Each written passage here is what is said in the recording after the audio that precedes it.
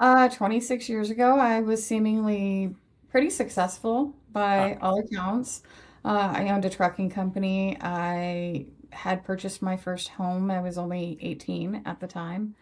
I was also modeling, traveling a lot, but I was crippled. I was crippled on the inside, and my outside appearances looked really, really good, but the inside didn't match the outside, and I was just miserable. I was struggling. Welcome, everybody. It's time once again for the next chapter with Charlie Hedges as he explores turning the page on his life and yours.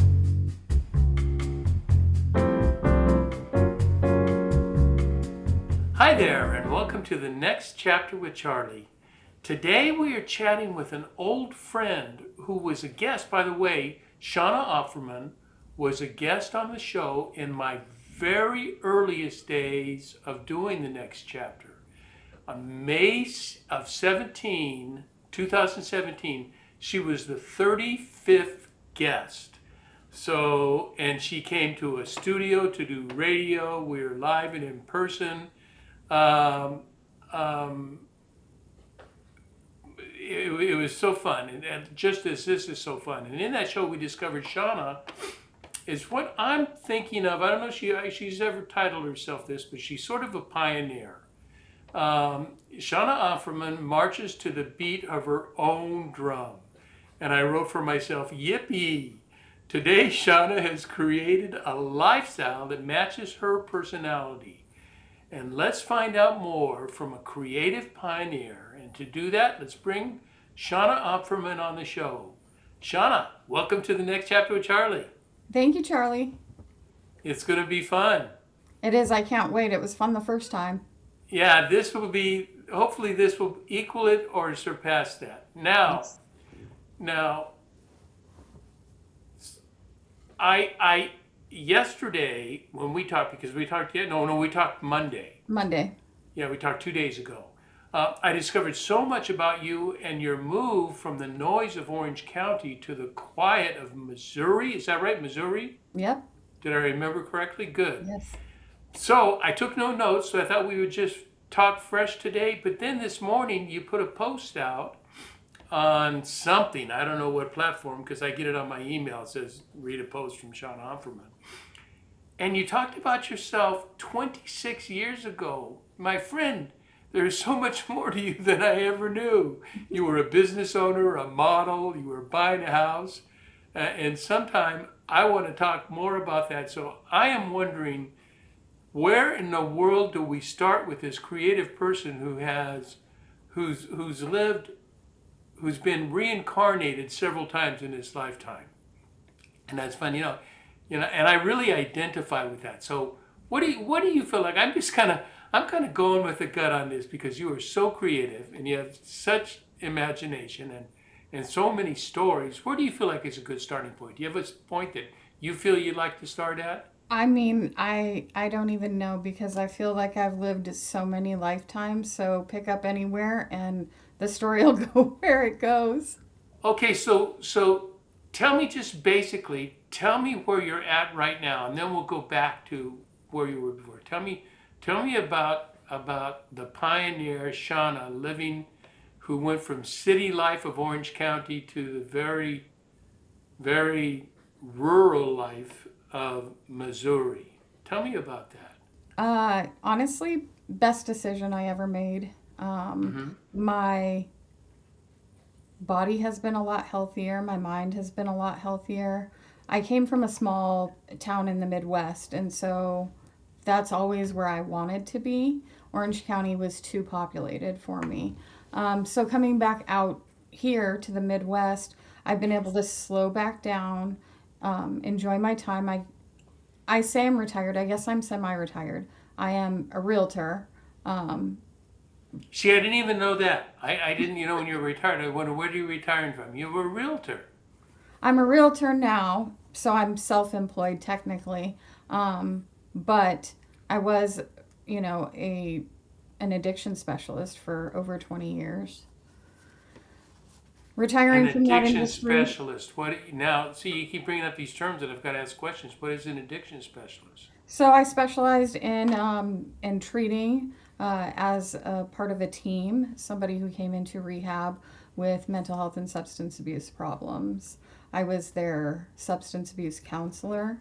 I did my internship under somebody who was one of the leading eating disorder treatment centers in the United States. No kidding. So, a realtor, substance abuse, or what kind of counselor did we call that again? You can call it an alcohol and drug counselor, a substance Okay. abuse counselor. My Okay. licensing was as an addiction specialist. And you have some familiarity with addiction. A lot of familiarity with addiction. That's where we met in Right, addiction meetings. right. Yeah, and you were always, that was what attracted me to you is that you were so helpful in my sobriety. And it just, you don't know it, because we didn't chat about it often, but what you had to say in those meetings and the lifestyle that you, that you lived at that time were very attractive to me. And I thought, this is a woman I want to pay attention to. She's very solid. Oh, thank you. Yeah. So you live rurally now. Yeah. Now let's and we I really want to come to that. I want to come to you're raising vegetables in your backyard, trading for goods that you want instead of buying things. You trade neighbors. Doesn't mean you don't buy things, but you trade with neighbors, and you have created this. I think I've titled this show. Let me see real quickly what I've titled this: creating a new normal. And but you create a new normal. It's kind of not quite you even more radically than me, but like every 7 years there's a new normal. So Yeah, I'm always in a different phase of my life. yeah, well that's great. That's great. So tell me, you put this 26 years ago. Shauna Offerman was. Tell me about Shauna Offerman 26 years ago, as you wrote in the post today. 26 years ago, I was seemingly pretty successful Uh by huh. all accounts. I owned a trucking company. I had purchased my first home. I was only 18 at the time. Um, I was also modeling, traveling a lot. Um, I was trying to leave Arkansas every weekend pretty much. So I'd either go visit family in Chicago or I'd go to Dallas or Memphis for the weekend or something. I'd come out to California for photo shoots. Um, but I was crippled. I was crippled on the inside, and my outside appearances looked really, really good. But the inside didn't match the outside. It was essentially a highlight reel. And I was in a domestic violence situation where I was assaulted in multiple ways regularly. I was sober, but I was doing things that sober people maybe shouldn't be doing and putting myself in positions that I shouldn't be putting myself in. Um, and I was just miserable. I was struggling. I was struggling, and I was sick. You know, I was very malnourished at the time because of the modeling. And my agent and the agency told me to lose 20 more pounds. And I was already wearing children's clothing as an Yeah, you adult. said you weighed 115 pounds. They wanted you to lose 20. Mm-hmm. Oh my goodness, that is so unhealthy. Right. So it was just a really, rough time in my life. I didn't know what disordered eating did to the body then. Um, I learned that later on. But essentially, over time, if you deprive your body enough from nutrients, you can develop something similar to Wernicke-Korsakoff or wet brain. I'm not even familiar with what that is, Shauna. Wet brain is alcoholics, usually long term alcoholics, suffer from wet brain. Basically, their brain deteriorates. If you do imaging, you'll see black spots where there's no living brain matter anymore, essentially. Like the cells in your brain just start dying off at a rapid rate, and it looks almost like Alzheimer's. No kidding. Was that from drinking? I fortunately did not develop that from drinking or from my eating disorder, but I have seen it in both. No kidding. So there's so many tracks not so many. There's at least a couple tracks that I want to go, and this was never on our notes, never on our discussion. So it just I knew that live questions would come up, and I would be thinking, what mm, mm, I don't know if drive is the right word, but why do women? What is it that keeps women in an abusive relationship, rather than just walking and saying, "I'm out of this thing"? In a lot of areas of my life, I was very powerful, but at home, I felt very powerless. I Uh was huh. isolated from everybody that I knew. I didn't know anybody in Arkansas. My closest relatives were 7 hours away in Chicago. Um, I had money, but he was controlling, so he had control of the bank accounts. I did not. Um, and because of that, it was very difficult to escape. I called my mother and I asked her for help, and she told me, "You made your bed, now lie in it," and she hung up on me. So Shauna, these are horror stories. I know they are, but like in retrospect, they were actually character builders, you know? Of course, of course. I think I look at my life of incredible highs and some pretty significant lows, and the growth always comes. The maturity always comes from how we manage, how we approach, and we manage our difficulties. Hmm. So now my next question, in line with that, you said your next husband was the same way.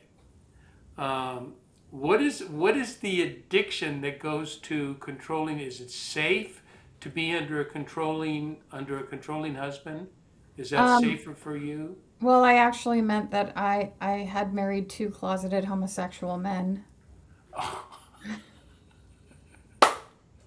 Well, that shows what a sweetheart you are, because they're driven to the sweetheart. They're I driven I to the mean, nice woman. somebody's told me that before, that they don't feel judged by me, but like, I mean, you didn't have to start a relationship with me. We could have just like been friends, you know? Yeah, yeah, yeah, yeah. That's fascinating. That's more than fascinating. There's just we can go down that track. But you know what I want to know? I want to know. So you're in Orange County. You are paying incredible, stupid rent that you pay. You know, 20% of that on a mortgage now, or 30% of that on a mortgage now, owning a house in Mm. Missouri. Um, was that how big of a driver was what was the driver to move to Missouri? Um, well, we came out here on our honeymoon. Uh, Mostly it was so that James could fall in love with it, because I kind of already knew I wanted to move back to the Midwest. I'd been trying to get out of California for a long time, but I couldn't just ditch my kids. So, um, the drive really to leave there and come here was very strong, but I had to wait it out, and I bought this place sight unseen Was because I it was well? But you're a desperate. realtor, so you certainly had a lot more information than most people have. I actually only became a realtor last year out here. Oh, so you weren't a realtor at that time. No, I was just, still working on the back end, I guess, of drug and alcohol treatment, doing a utilization review with insurance companies to try and get treatment authorized. And then was in a position where I was able to retire, but I can't just do nothing. So I became a realtor.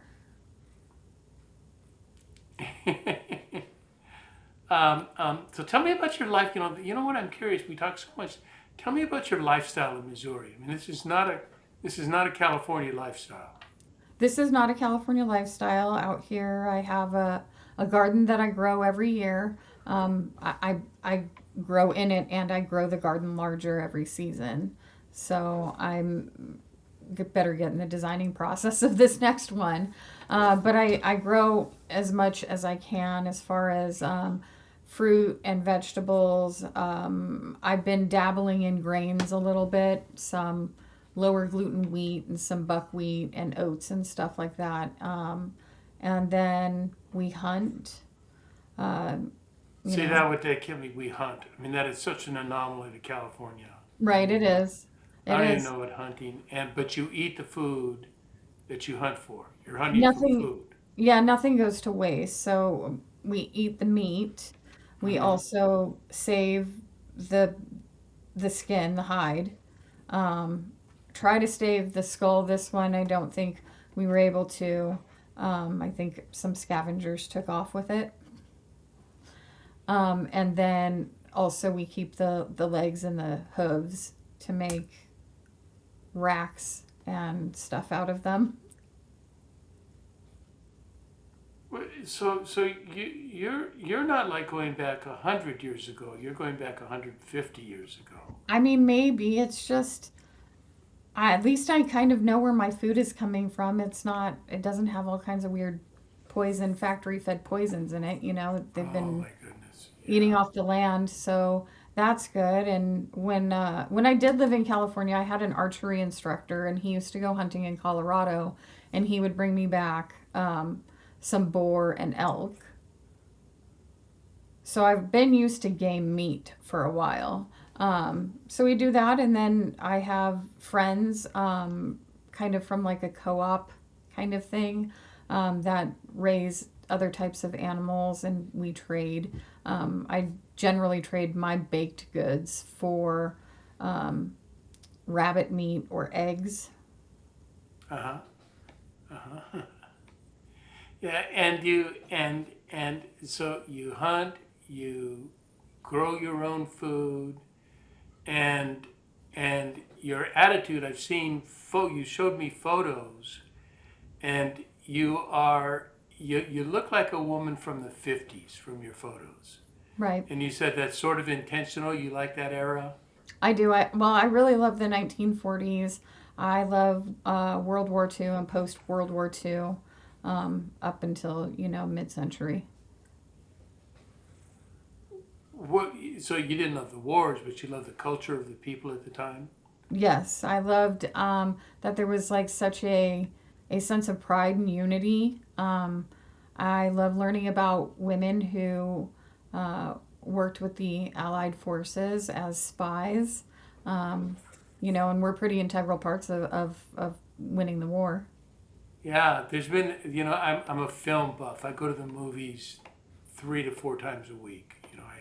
I have this pass that I pay $28 a month, and I can go to, at this one theater in AMC, I can go to 4 movies a week for $28 a month. Wow.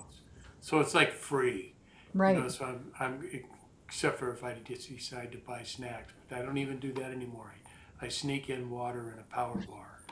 Um, but there are a small handful of films about women spies that are giving us a greater impression or a greater understanding of what women contributed in a lot of areas during the war Mhm. efforts. What would you see yourself? Let's imagine Shauna Offerman in the 1940s. What would you be doing in the 40s?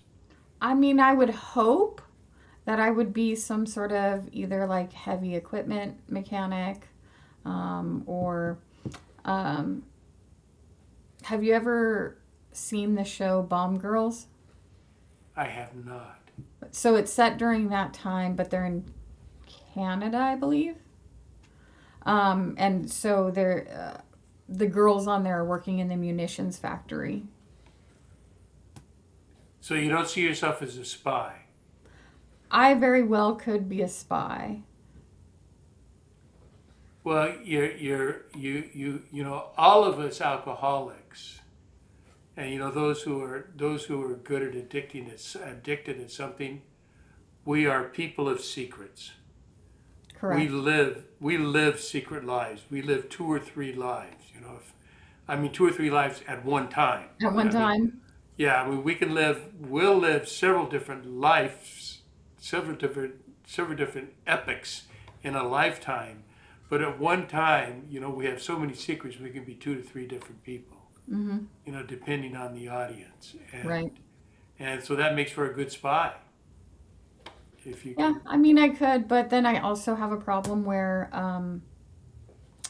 I just say what everybody is thinking, and that maybe would sometimes blow my cover. Well, you would be trained out of that one. Yeah, you're also good because I saw you in AA and 12-step programs. You're also, you're very committed to the steps Hmm. and to the process. So it seems to me once you adopt a process, you will be set into that process. Yeah, that's pretty much how it goes. It's been the same my whole life. Like once I've made up my mind, that's it. There's no turning back. I'm not going back on it. I have a high level of discipline and self accountability. I appreciate that because I think I can identify with that because in 2020 I've been sober the second time since 2011. I was sober for 12 years before that, but then I took a 2 year break and did my own thing, and that's when I got into all my trouble. I was 51 years old Mm. at that point, got into all my trouble, but then I've got, whatever number of years, 15 years past that, it comes to where I think I've counted, I think I've got 27 years of sobriety, but it took me 28 years to get there.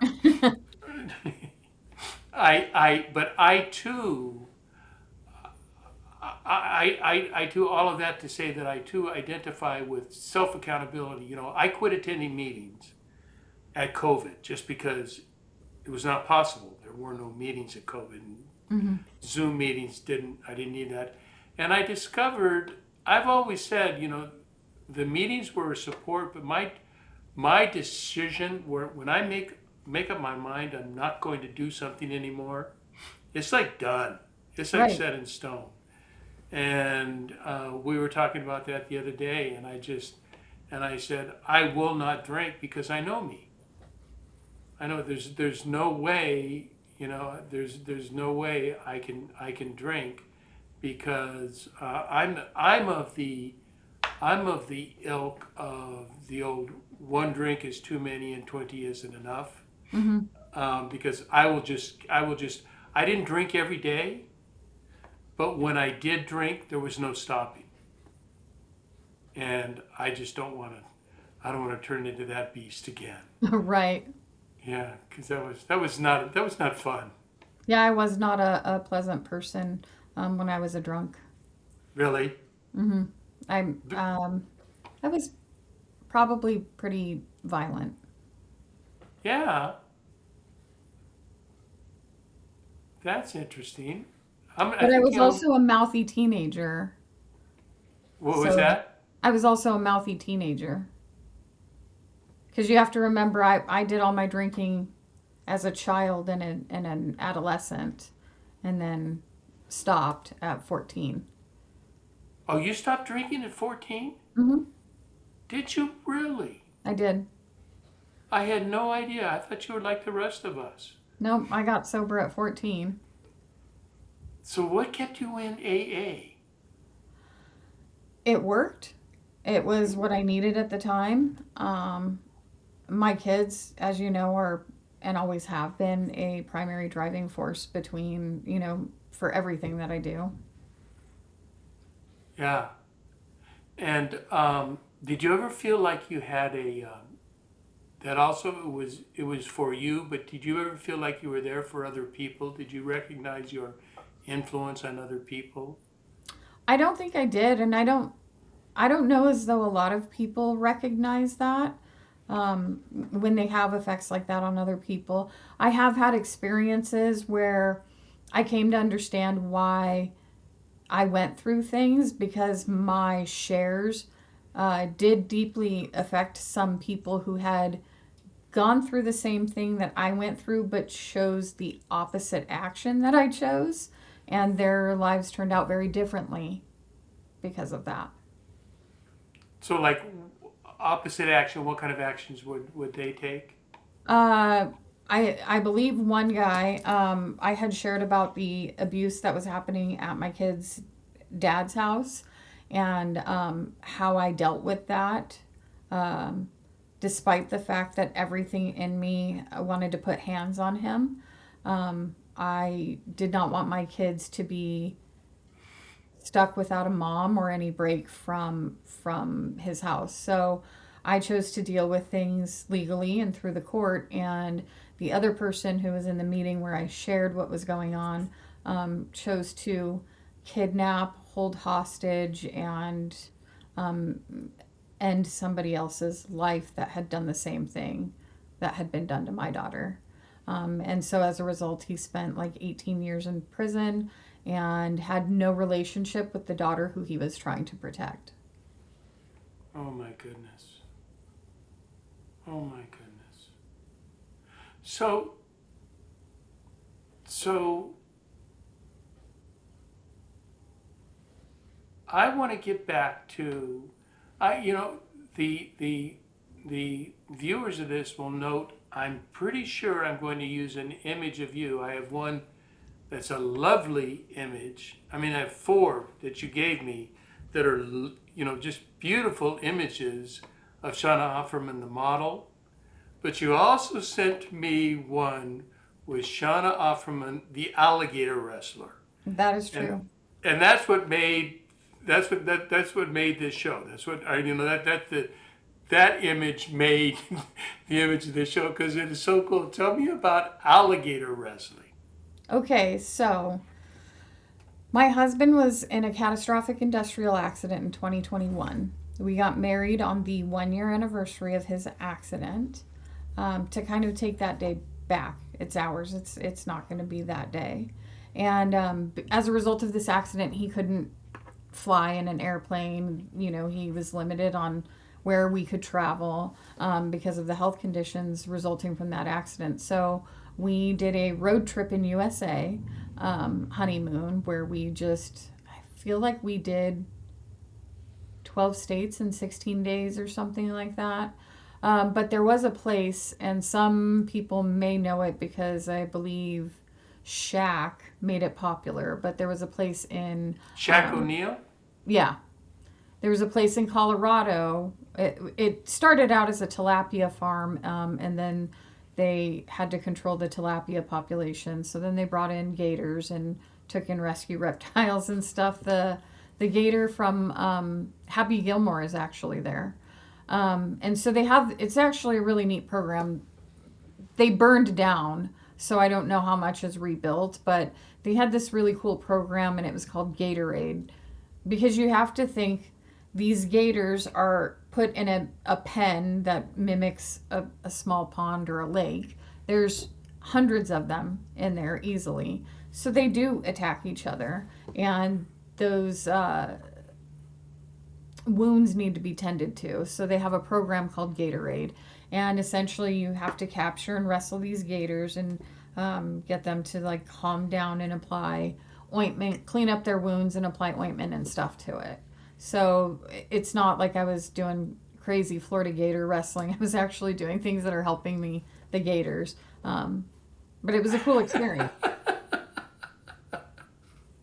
That is just, how I've never heard of anything like that. I mean, that is so, I know I'm talking to Shauna whenever I hear that. Nope, I didn't wrestle them for the fun of wrestling.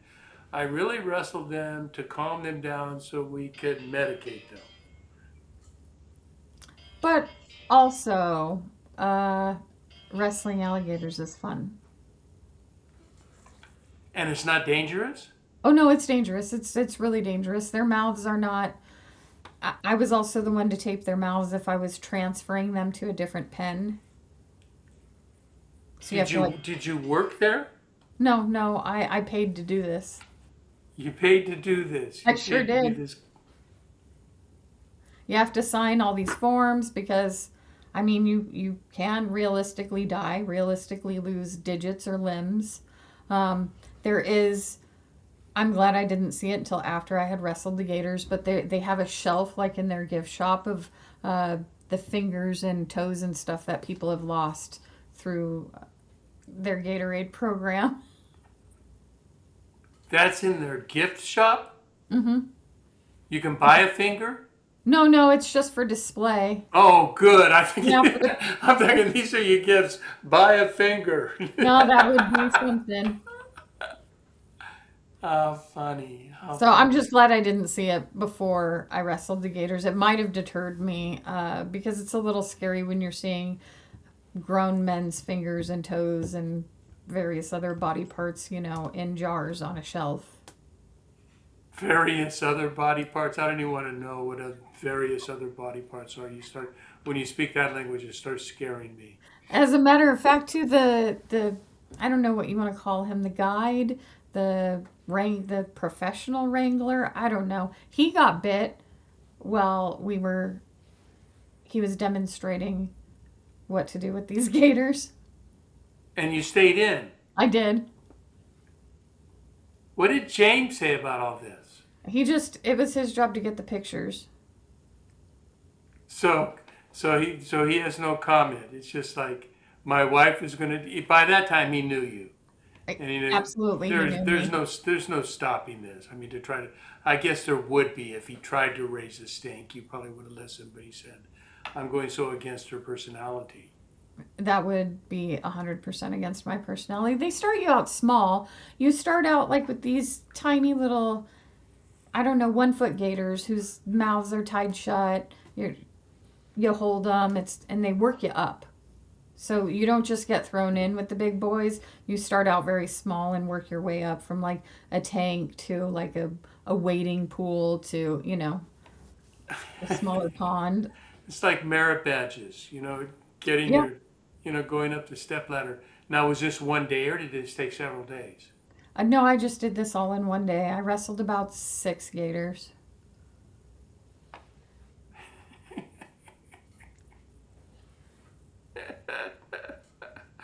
That is so funny. But nobody else, I've never met anybody else that has wrestled gators before. Oh, why do you think we're talking about it? It's certainly not common. And then to wrestle them not for the sport of it. I mean, partly for the sport because there is fun to it, Right, but there was a need that you were meeting that would help the Gators themselves. right.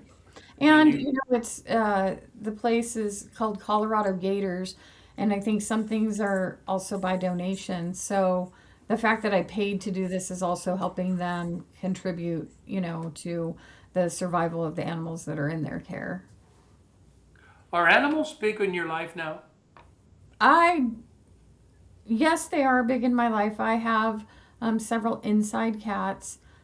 We came out here with 1 cat and 1 dog. The cat we had adopted from the pound. The dog James had adopted from the pound long before we got together. So we came out here and then we went to our city's 4th of July celebration and we were riding our bicycles back at night and there was a kitten just in the grass and James said, "Oh, stop, look." And so we stopped and we looked and then another kitten appeared and then another kitten appeared. So anyway, we ended up taking home. Not that night. It took us 2 days to catch them because we had to trick them. But we ended up taking home a colony of feral cats from the farm at the end of our street. So now we have an inside colony of feral cats that are now fat house cats, plus the stray. The dog passed away. And then outside, we have a house set up that has cameras in it so we can watch who comes and who goes. And we have a regular stream of feral cats. One of them is the mother of our feral cats.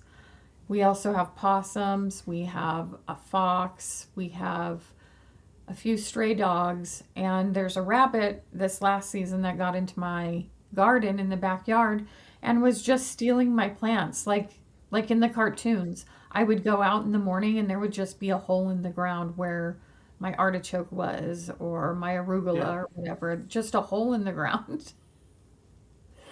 And it was a rabbit, but I go out in the morning and I go to my garden and I can hear the neighbors' cows mooing, and at night I can hear the coyotes howling. I get to hear all the little babies doing their little awoos, you know? Yeah, yeah. I lived when oddly enough, when I lived in San Juan Capistrano, I lived on I had a lot of property, not a lot, but I had a little over an acre, and then behind me was just nothing but fields, Hmm. and so we were inundated with coyotes and rabbits, and then it just so we could hear the coyotes hunting and dining, Yep. and you could hear the rabbits, and say, Yep. oh, there goes a rabbit. Yeah, and we have a lot of deer out here, wild turkeys. Oh yeah, there's a lot of wildlife out here. I love it. So you are wild. You're animal, wildlife. Your good, healthy foods. I want to move to your daughters. Tell me about your daughter. How many daughters do you have? Two daughters, both adults, both married and have babies of their own. What are they like today? Very productive. They both work in the medical field. The reason I ask because I remember sort of following you on post and seeing different images, and you were a rather, I don't know. See, permissive would be the wrong word. To say you were a permissive parent, but you allowed your children to be who they were at that time, Yes. and and and it was kind of countercultural, don't you think? It absolutely was. Yeah, I would say that. Tell me about that. Tell me about Tell me about child rearing for people that have children now, and thinking Um, about that. I wasn't I wasn't the kind of mom who necessarily spanked my children a lot. I can count, on one hand the number of times I've spanked both of my girls. I was very tough on them in some ways because my expectations were high for them. And in other ways, I was a little more gentle. I introduced them to, I guess, what you would call subculture. I don't know, the punk rock world, the metal world.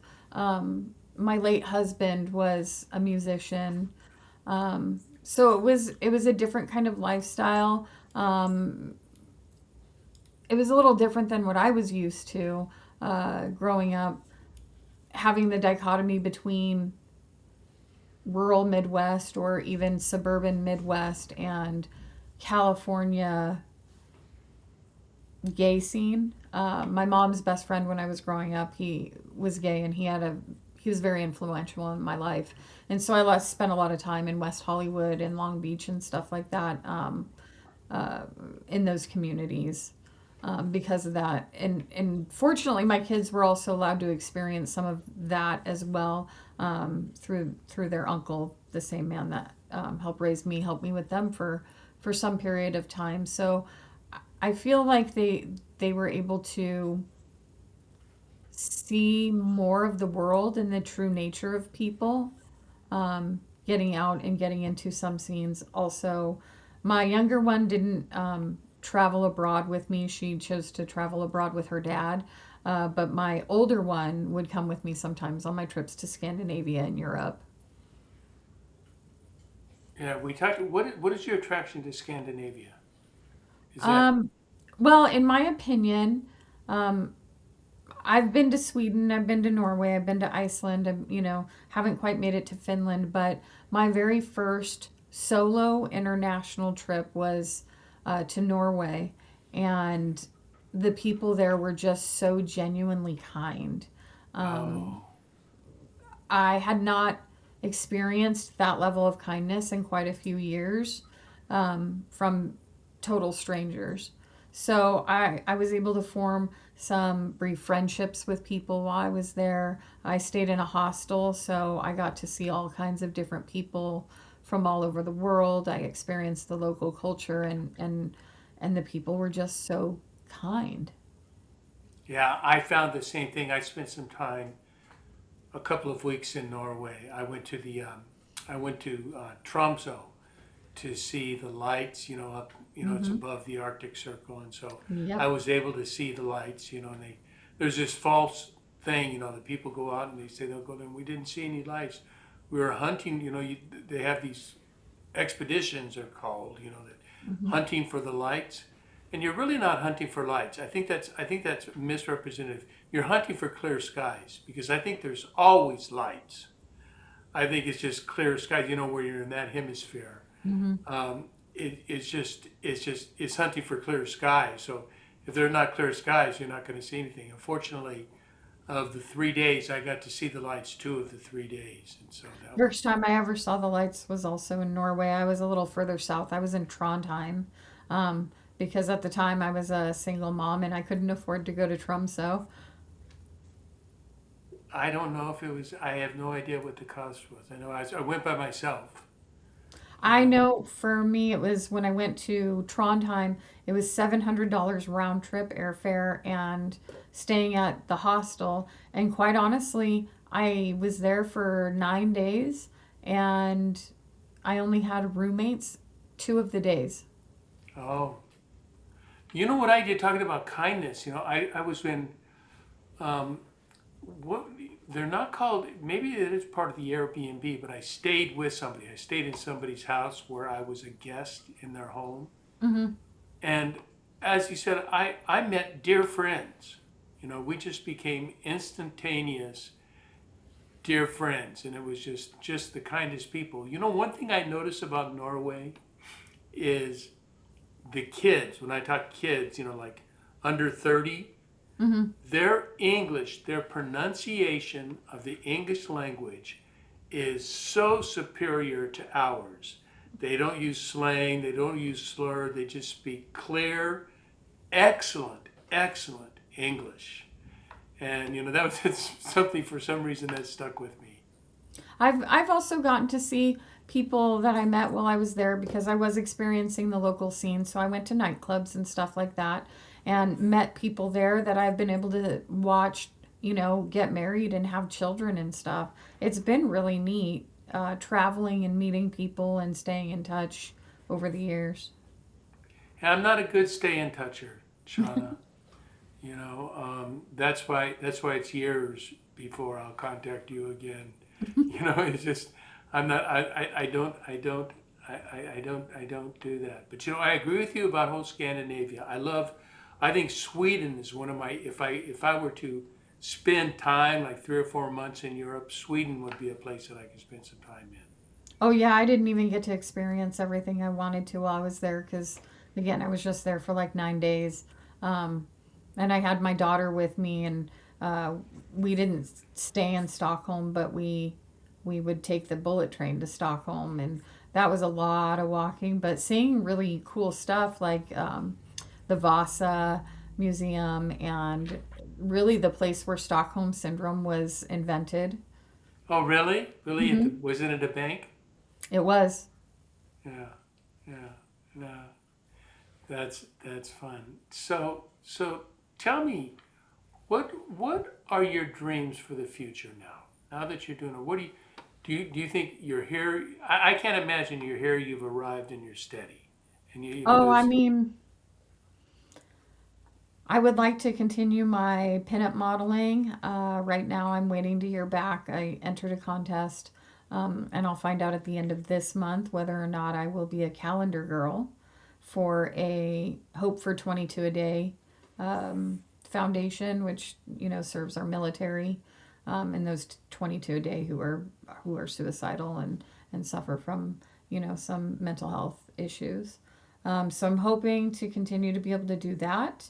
I would like to eventually move out of my current house and into a place on a lot of property, preferably off grid, and start becoming even more self sufficient, have, livestock and things like that. I do participate in baking competitions all over Southwest Missouri, and I've won, some first place ribbons. So For not to what? For what were you baking to win ribbons? so I've entered apple baking contests. So I've made cookies, pie, cheesecake. The cheesecake seems to be a really big hit. It's won two first place.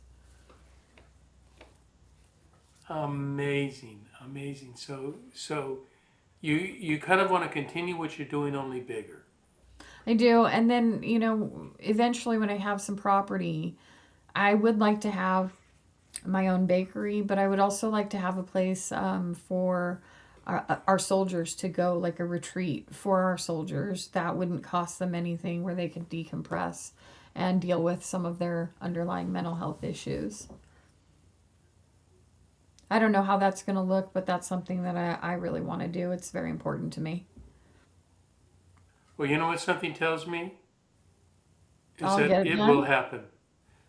You know, if it's a dream, and then acting on a dream is more about time and situation. So you just kind of, I don't know about you, but I'll take a dream, and rather than put it in the forefront of my mind, in the forefront of, that's a big hand, forefront in my mind, I put it in the back of my mind, Right. and I just let it sit there. And information goes, will go through there, and then all of a sudden, if that idea is worthy, something will emerge. Correct. And what emerges typically is not what I expected, but something emerges from that idea. Yeah, it would be nice to also help, people with brain injuries specifically. That's something that's pretty close to me, between my husband and my daughter. Both have had brain injuries. My husband's substantially worse. So that's also something that I kind of want to work with. I don't know what that's going to look like either, but I feel like there's some sort of advocacy need there. Do you have any idea what your Myers-Briggs type is? Not anymore. Are you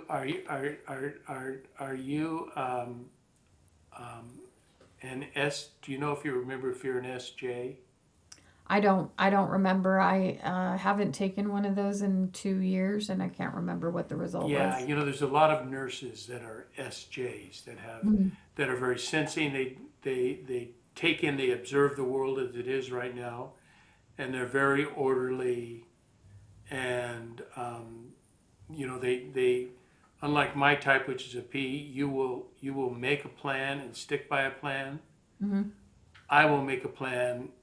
If I make a list, and I'll lose the list. I have just, I'm so spontaneous. It's just spur of the moment. And boy, and I've gotten myself into some deep trouble being too spontaneous. Yeah, I do tend to think things out and plan things. I do have spontaneity, but that's reserved for traveling situations. Here at home, I like to have things more planned, because of his brain injury. Sudden disruptions in the schedule can cause some issues with him. So we have everything planned out on a dry erase calendar. I update it every month, and if new appointments come up or whatever, I update it then too. But that's kind of like our reminder. And then I have several calendars and appointments and reminders in my phone, just so we're all on the same page. Where does it? I was going to end the show, but I'm just saying, where does the creativity come when you're that when you're that firm, you're that committed to the now, and yet you have enormous creativity. That Well, it's because it's my escape. My creativity is your creativity is escape. always my escape. So I'm hoping this year too that I'm going to be able to make more of my pageant dresses and stuff like that, my pinup contest dresses. That's a goal of mine to do this year too. Let's wrap up the show with you telling us by what is a pinup exactly what I think it is from the like 1940s. It's just an image on a calendar, or on a poster, or on some sort of thing. Correct. And that is there a new rise in popularity of that, or? I don't know if there's a new rise in popularity. I feel like there's different subcategories of it in California, more so than here. I feel like a lot more traditional pinup here versus greaser pinup in California. Okay. How fun. That is great. Shauna Offerman, you are, this conversation is exactly what I wanted it to be. And it is scattered because we both are, there's so much to try to make it formal and organized interview list Mm-hmm. would just be boring. It would Just, be. yeah, I just want to see you riffed. Give you your verbal guitar and let you just speak your own solos. I appreciate it. This was fun. I hope we do this more than every Yeah, month. we'll have to do it again because I want to catch up. I want to find out what is she doing next. Who is Shauna Offerman? That's the question for the day. Who is Shauna Offerman going to wrestle tomorrow? Oh man, there's a lot coming. Yeah, Shauna, thanks so much for spending time with me today on the show. Thank you for having me. Okay, well it's an honor, and I want to thank everybody for tuning in to the next chapter with Charlie. And until next, this is Charlie Hedges signing off. Bye for now. Bye.